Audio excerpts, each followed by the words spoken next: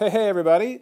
Hope you're doing all right today. We're going to take a look today at the role of government, threats to sustainability, and the conflict between efficiency and equity. And this is the final video in the Foundations of IB Economics series.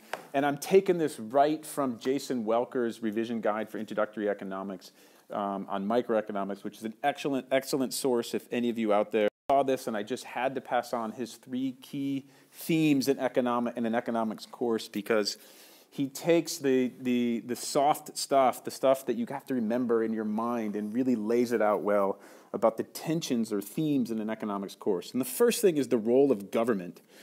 In every unit of the course that you go through, you will examine, or you want to be thinking about, the appropriate role of government in the marketplace. And I've told this story over and over again to my students, but I had this economics teacher at the university who said, "There's no such thing as politics. It's just economics." And I kind of thought, whatever, dude, that is so perfect. Of course you're saying that because you're an economics professor.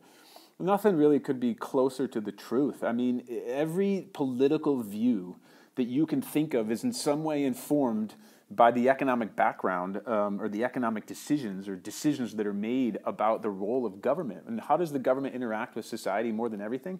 By taxing and spending money to serve the people, and the conflict between who should be taxed, how the government should tax, and then how they should spend the revenue from that taxation. That is at the basis of all political opinions. So you must always remember and be thinking about, what should the government do here? It's kind of like, I talk about in my classes, like the government is like the parents of a household. And ultimately, no matter what happens in a household with children, the parents are always involved and ultimately responsible. And in the same way, the citizens in a country are like the children in a house. And no matter what they do, the parents are always involved. And they always are going to be asked to fix it or get out of the way or to get involved, not get involved.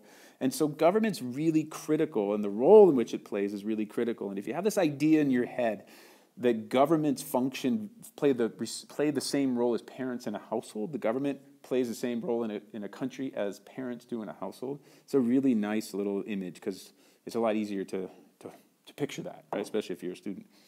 So the second thing is threats to sustainability. And what threat do global warming, environmental degradation, population growth, and urbanization play to the ability of our economic systems to endure? It's an excellent idea. And sustainability and the notion of economic sustainability or sustainable development is something that came about in the 1980s, and it's sort of kind of a new idea in economics.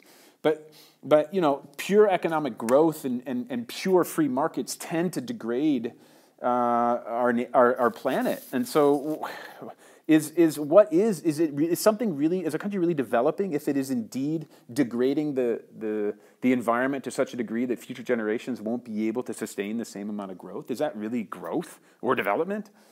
So that's a theme that you want to keep in your mind throughout the course. And then the last thing is a conflict between efficiency and equity. And sometimes the pursuit of wealth and economic growth leaves some individuals behind. And the question then becomes, is there a mechanism available for reducing inequality while at the same time encouraging efficiency?